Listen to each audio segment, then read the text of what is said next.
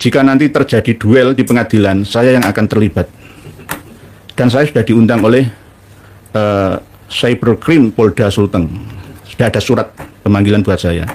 Tapi saya sudah masrahkan ke kuasa hukum saya. Sementara masih kami nasihati jangan diteruskan. Karena ini dorongan yang sangat kuat oleh orang-orang hebat. Gubernurnya tok ada 5, ya. Belum lagi Polda setempat, ya. Belum lagi yang ada di Jakarta. Sampai Mabes Polri saja itu kewalahan. Intinya nanti ini akan menjadi peristiwa penting, ya. Dan inilah yang kami tunggu-tunggu. Tetapi kalau bisa hindari saja, gitu loh. Karena Gus Fuad Riyadi dari Pleret sudah meminta maaf, gitu loh. Dan kami pun sebenarnya tidak mendukung ucapan dari beliau Gus Fuad tentang kirdun-kirdun terhadap Sis Al-Jufri itu, gitu loh. Nah, cuma ini hanya pancingan, ya.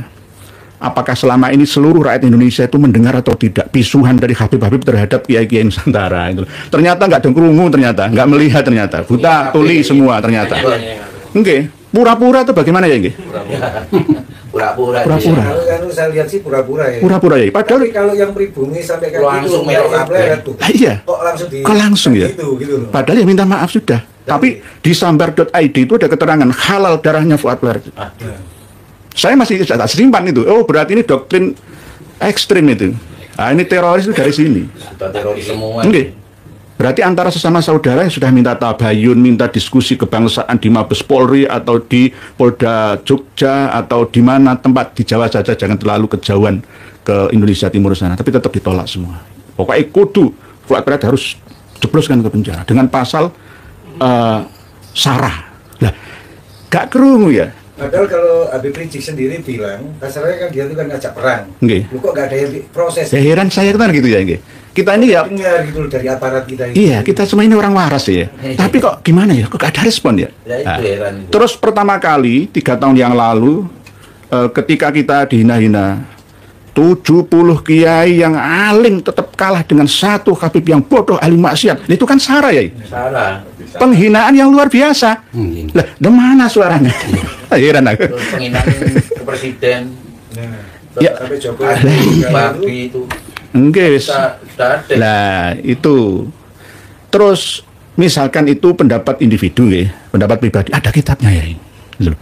Kitab Manhajus Sawi itu ada. Tuntunannya ada. Kenapa Bahar bin Sumed itu berani mengucapkan seperti itu, ditiru oleh murid-muridnya, penggemar-penggemarnya. Assalamualaikum warahmatullahi wabarakatuh. Alhamdulillah kita bertemu lagi di channel ini. Jadi tanpa berpanjang lebar, mari kita simak dulu videonya. Atas nama kultural dari Nahdien, kami Al-Fakir Muhammad Hasan Basri sangat merasa prihatin dan peduli atas gejolak yang sampai detik ini kurang lebih 3 tahun, masalah polemik nasab yang merebak melanda kemana-mana di seluruh seantero Nusantara. Kami sesungguhnya amat sangat prihatin kepada saudara-saudari kami, para alumni-alumni pondok pesantren, juga para guru-guru kami semuanya yang masih belum mendapatkan anugerah hidayah dari Allah Subhanahu wa Ta'ala atas perjuangan ulama-ulama Nusantara dalam meluruskan, mencerdaskan masyarakat, khususnya warga NU kultural. Di sini kami hadir secara mendadak di dalam Yai Nur Ihya. Sangat mendadak tanpa adanya settingan. Kedatangan kami bersama rombongan teman-teman kami ingin mendapatkan suatu masukan, pencerahan dari beliaunya terkait masalah yang amat sangat sekarang ini merebak terutama di medsos. Jadi untuk saudara-saudari kami yang di luar, di seluruh Nusantara, marilah mumpung kita masih sehat, mumpung kita ini masih diberi kekuatan iman dan Islam, mari kita berjuang bersama-sama untuk meluruskan, bukan membenci. Kita tidak boleh membenci siapapun orangnya, entah itu umat Islam atau di luar Islam. Karena semua ini kita ciptaan Allah Subhanahu wa Ta'ala. Tidak ada hak kita untuk membenci umat, karena kita sama-sama makhluk Allah. Allah saja melindungi, apalagi kita. saat-saat ini saya sangat prihatin miris lebih-lebih kepada beliaunya Kiai Nur Ihya yang sangat gigih memperjuangkan untuk meluruskan pemahaman daripada polemik nasab yang terjadi. Al-Fakir sendiri sebenarnya secara pribadi dari dulu itu banyak guru-guru dari kalangan habaib itu banyak. Bahkan saya pernah selama 1 tahun di Jatiroto, Jatiroto Lumajang. Di desa Kaliboto Kidul ya. Kaliboto Kidul. Dalemi Allah mayarham, dalemi Habib Hashim bin Ali bin Ahmad bin Abdullah Bafaki. Beliau mempunyai saudara kabarnya yang di Kemusu Jogja, Said Ahmad bin Ali bin Ahmad bin Abdullah Bafaki. Jadi setiap tahun beliau itu mengadakan haul di tempat itu, dihadiri oleh beliaunya pengasuh pondok pesantren Al-Qadiri 1 yakni Kiai Muzaki. Iya, Qadiri 1. Itu bahkan tiap tahun. Tiap tahun setelah beliaunya meninggal, terus kami sudah nggak ada di sana. Itu. Lah terkait hal-hal masalah polemik ini yang menjadi kepedulian dan perhatian kami, mengapa sampai detik ini dari klan sebelah ini sampai detik ini tidak ada data yang amat sangat valid untuk memberikan jawaban dari banyak-banyak pendapat dari kiai-kiai yang telah meluruskan polemik ini. Jadi sebagai warga kultural NU sangat saya berharap agar polemik ini cepat selesai. Karena dampaknya bukan hanya sosial, bukan. Keamanan pun ini berdampak. Hubungan antara kenegaraan pun berdampak akibat daripada belum selesainya polemik nasab di Nusantara ini. Mengapa sih kita harus mempertahankan diri untuk mengaku sebagai dzurriyyah Rasul? Kita cukup sebagai umat Rasul itu sudah sangat amat bahagia. Mulia ya. Sudah mulia. Kok dipaksakan untuk menjadi dzurriyyah Rasul ini apa sih? Ginun sewu tanda kutip. Mungkin ini di luar urusan tujuan akhirat. Ini yang saya khawatirkan sampai detik ini. Makanya mengingat apa yang pernah disampaikan oleh beliau salah satu guru itu di zaman-zaman ini memang sayati zaman syarrun wa ba'dahu mimma qablahu. Semakin rusak.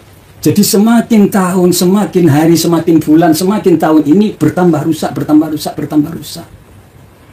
Nah, sedangkan kita orang yang punyai, dibekali, dikaruniai ilmu oleh Allah Subhanahu wa Ta'ala, tidak mau memperjuangkan nasib rakyat kita.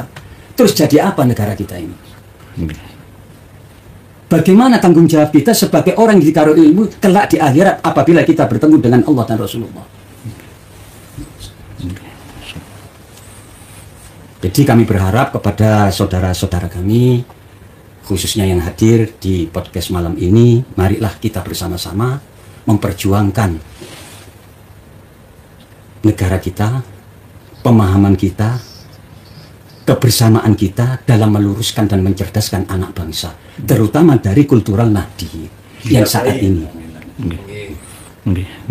Ya, mungkin itu mawon ya sing saged kula sampaikan, kurang lebihnya kami mohon maaf. Ihdinas siratal mustaqim. Wassalamualaikum warahmatullahi wabarakatuh. Waalaikumsalam. Sebenarnya belum tutup salam dulu ya. Ini masih panjang ya. Masih 1 jam lebih kita harus berdiskusi ya sebagai mukadimah di salam ya, salam mukadimah mungkin intune salam pembuka, salam penutup untuk mukadimah, tapi untuk isi materinya belum ya, masih banyak yang harus kami ulik ya, kami bongkar kami minta pendapat jenengan mewakili kawan-kawan kiai-kiai tokoh masyarakat kultur Nahdlatul Ulama Surabaya. Sudah kita dengar bersama apa yang Romo Kiai Haji Muhammad Hasan Basri sampaikan kepada kita semua. Saat ini kita bukan lagi terkena hukum fardu kifayah tapi sudah mengarah ke fardu ain. Setiap individu dari kita harus berjuang bersama, menyampaikan, menyadarkan ya, mengarahkan, mencerdaskan, mencerahkan semua. Tidak hanya umat Islam, ya seluruh masyarakat Indonesia dalam hidup bernegara, kerukunan antar umat beragama, bermasyarakat ya, semuanya. Jadi ukhuwah-ukhuwah ini semuanya harus kita jalankan, praktekkan, sekaligus kita sampaikan supaya kita ini tidak disalahkan oleh generasi yang akan datang. 50 tahun lagi belum tentu jenengan dan saya ini masih hidup di dunia ini. Gitu. Belum tentu, kita ini sudah kepala 5. 100 itu kan orang kota nih. Kalau orang Tibet, India, di atas Gunung Himalaya atau di Pakistan itu ada yang 120, 125 itu biasanya. Kalau di Surabaya gini. Dikasih tambah 25 tahun, Alhamdulillah, seandainya Jadi biasanya kita masih ngasih 10 tahun lah ya. Iya, nggih gantian nggih. Jadi jangan sampai kita meninggalkan generasi yang lemah ya. Lemah akidahnya, lemah ekonominya, lemah keilmuannya semua. Jadi sudah dipesan oleh Allah Ta'ala dalam surat An-Nisa itu.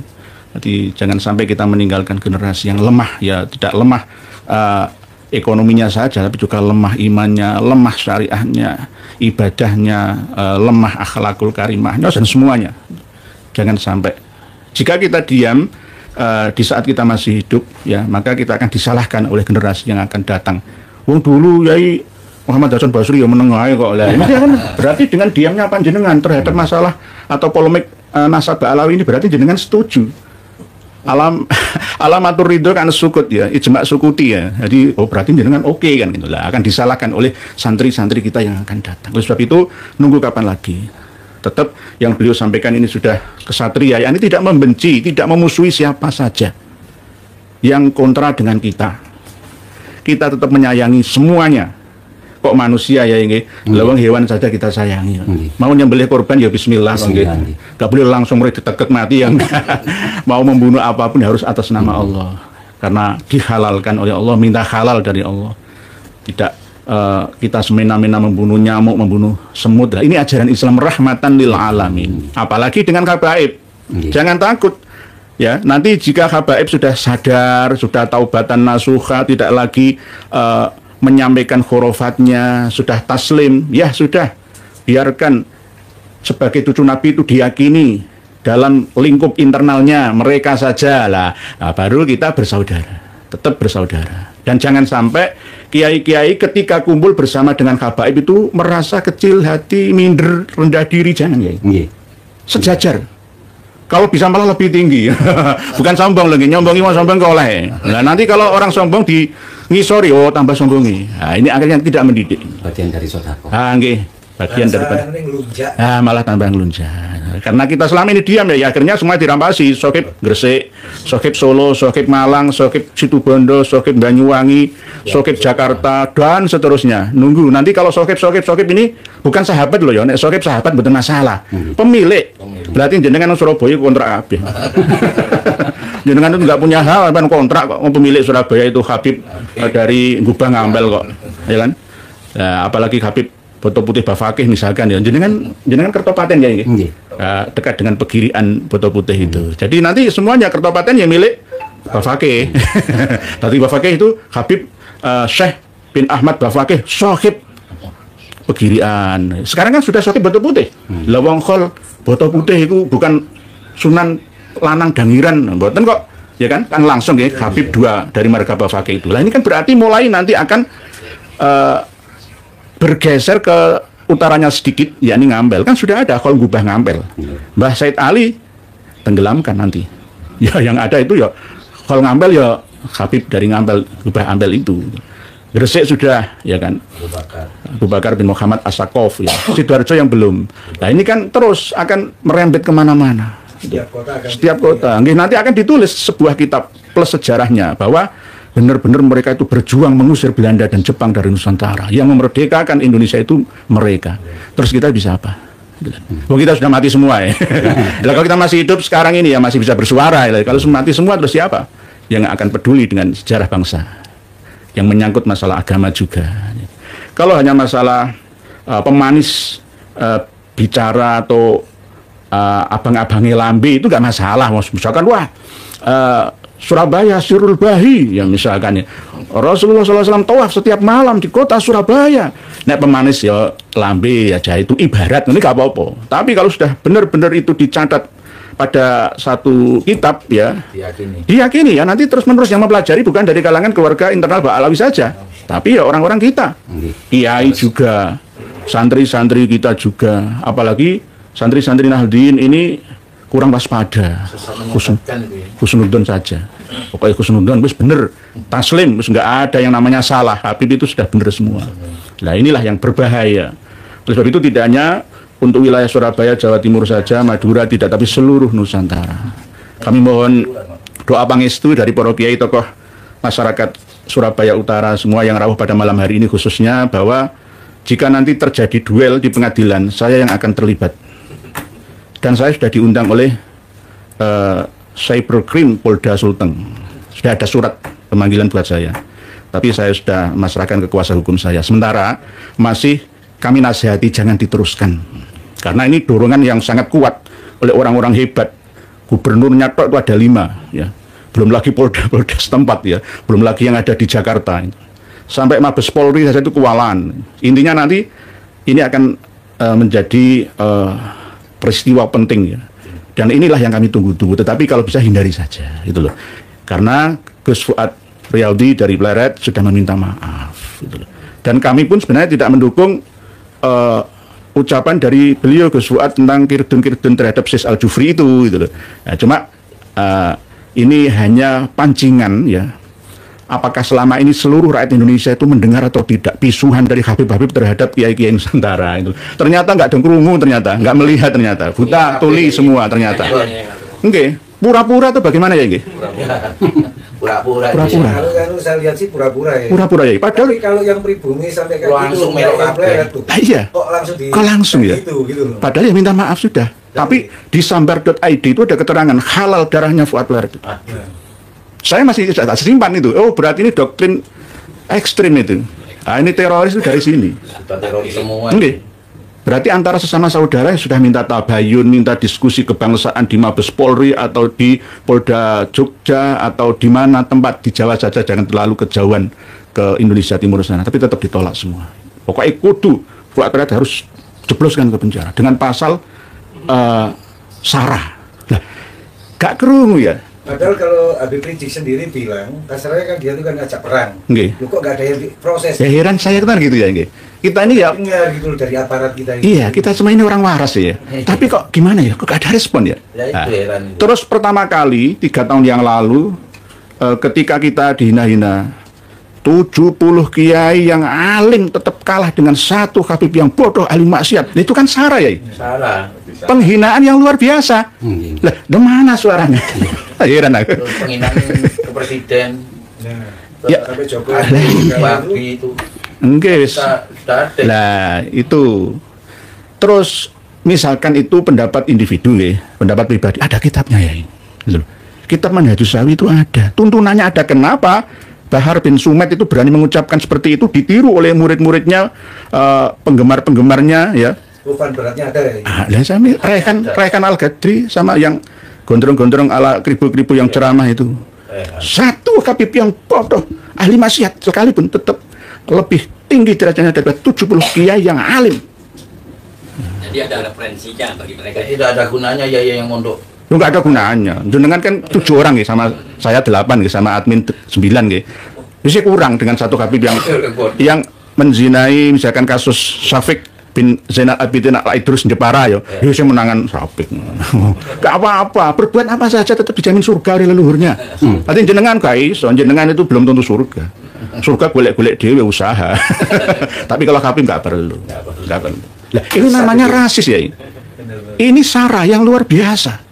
Bagaimana ada seorang tamu datang ke negeri kita menghina kita, terus kita diam saja? Ijma Sukuti itu tadi. Kok nggak ada respon dari negara? Negara ini menunggu respon dari kita sebenarnya. Sudah kami siapkan buku-buku bukti. Kemarin kan saya tulis bahasa Arab, sekarang saya sudah terjemah ke bahasa Indonesia bersama dengan kawan-kawan kita untuk dipelajari oleh MUI, oleh PBNU kalau mau, oleh Muhammadiyah, Al-Irsyad Persis dan lain-lain. Berarti nggak berlaku organisasi NU kalau gitu ya? Kalau Ya. ada tindakan seperti itu. Ya kurang tanggap terhadap situasi yang ada. Karena dari pimpinan struktural kita yang masih husnudzon, didukung oleh penolan-penolan pondok pesantren Nahdien ya, yang masih juga belum mau terbuka. Karena ada sebagian yang direkrut pondok-pondok pesantren yang terkenal itu lulusannya untuk lanjut studi ke Al-Ahqaf University Al-Mukalla atau ke Darul Mustafa Karim Habib Umar bin Hafid saya. Jadi kerjasama. Akhirnya ya sungkan lah ya sungkan muskadung api hubungan saya kan.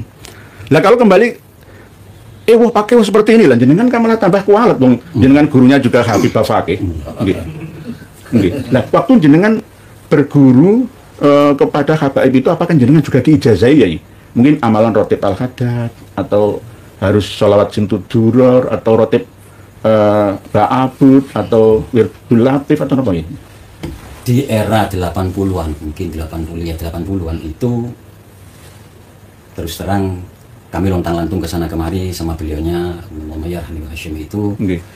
nggak pernah ada ijazah, Ada jasa. nggak pernah ada roti al-haddad, sintuturo dan lain-lain, itu nggak pernah, nggak ada. Cuma ujangan beliau apa itu, kalau bahasa Nabi bahasa Jawa ini gue yai wis ngaji yo jari-jarimu sing limo, insya Allah dadi wong selamat. Nopo Bib? Siji dadi wong ojo gumedhe. Api. Kudu rendah diri. Api terus berkali. Kudu. Nomor kali kudu tabasam, murah senyum. Nggih, mesem. Mesem. Betul. Nah, yang ketiga itu harus komitmen atas bainal amroin. Kita harus punya AABB. Ah, Jangan memihak. Kalau sudah ada data yang valid, akurat, mengapa kita tidak ikuti? Ya. Inilah sayangnya pemimpin kita saat ini. konsisten komitmen. Ini konsisten komitmen pada suatu yang memang diturunkan oleh Allah melalui Rasulullah dan diteruskan oleh para ulama kita. Nggih, tiga, nggih. Nah, yang keempat ini tunjukkan orang yang tidak tahu arah menuju terutama kehadirat Allah Subhanahu wa taala.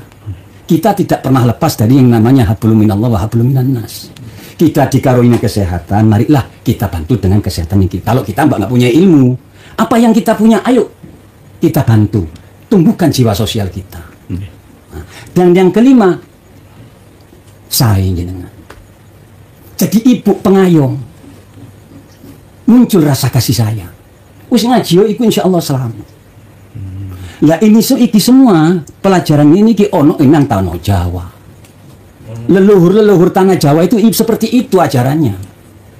Ngaji yo jari-jarimu sing limo. Wis ojo macem-macem. Ngoten ya. Jadi enggak ada ya Ratibul Haddad. Ratibul Haddad ini saya mengenal ini tahun 2005 mungkin, 2005. 2005 saya keluar dari pesantren itu perkiraan tahun 94. 94 terakhir itu di 94. Itu belum ada, yang cuma yang muncul memang Hizib Sakron. Nah, yang paling saya gemari dulu itu Hizbun Nasr punyanya Syekh Abdul Qadir Jalani. Hizbun Nasr saya bilang sendiri niku wonten.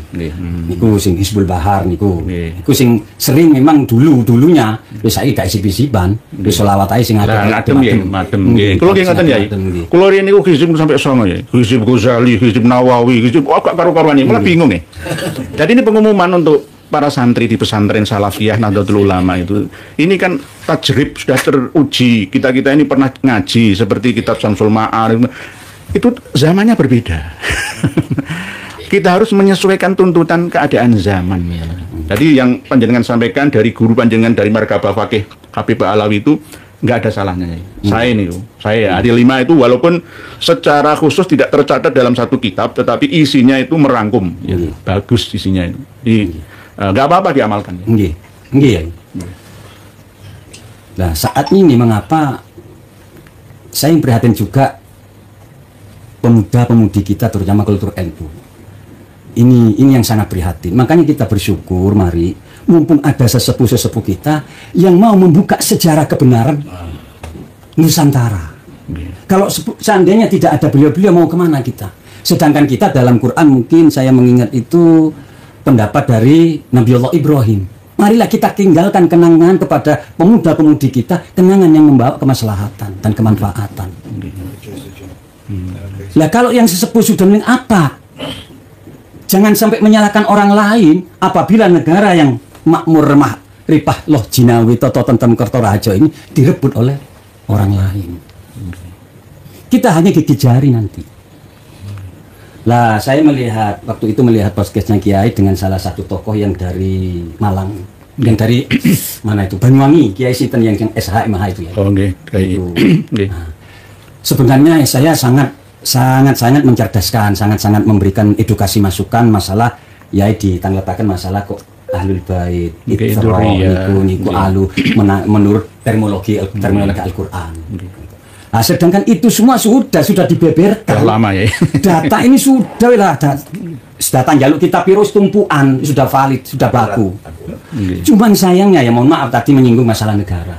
Negara ini ngapunten ikan kata, mohon maaf yang sebesarnya. Negara mau turun tangan, masih di sini ada yang otoritasnya, yakni PBNU dan UI. Takut menyalahi aturan, kemungkinan seperti itu. Untuk keagamaan kan sudah dihendak oleh PBNU dan MUI. Mungkin Nggih, bisa seperti itu nggih. Nggih, bisa seperti itu. Nah, sedangkan untuk keamanan memang negara harus hadir untuk ini. Cuma seandainya ini sudah kadung seperti ini, kok negara masih diam? Apa jadinya kita nanti? Kalau ini terus-terusan seperti ini. Karena ini sudah merebak kemana-mana sudah. Alhamdulillah telah kita dengarkan bersama. Jadi berhati-hati dengan mereka kaum Ba'alawi. Kaum Ba'alawi ini tipu dayanya luar biasa. Tipu dayanya luar biasa. Kalau untuk orang awam, sangat terpengaruh dengan jubah dan sorban mereka itu.